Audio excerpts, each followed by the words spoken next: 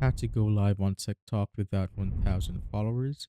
So first, what you want to do is open up your browser. And once you're here, you just simply need to search up for TikTok Live Studio and click on download Live Studio right here on the first link. Then wait for it to load.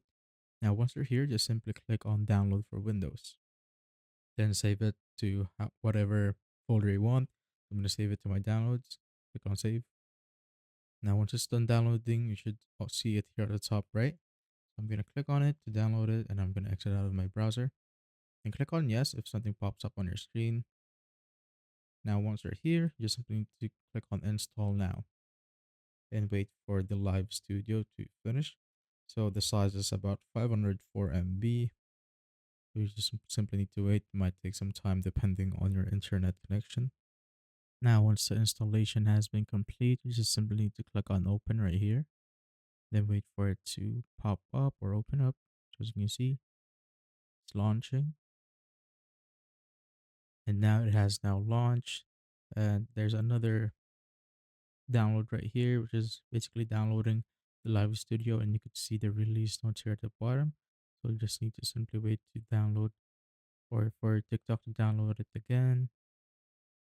Now, once it's done downloading, it should pop up like this, and just simply click log in to begin and just log in your account. So I have now logged into my account, so you simply need to wait for it to open up completely. Now, once you're logged in, before anything else, what you want to do is just simply click on your profile here at the top right, which probably says no access. So click on it, then click on the live access right here. And it will open up a browser. I have mine right here, and you just simply need to click on apply right there. So click on apply. It will bring you right here, and you will just simply need to fill out all of the information. Now, once you're done with this, you simply need to click on submit, and you need to wait to receive the result within 1 business day uh, to basically have your status or access status updated.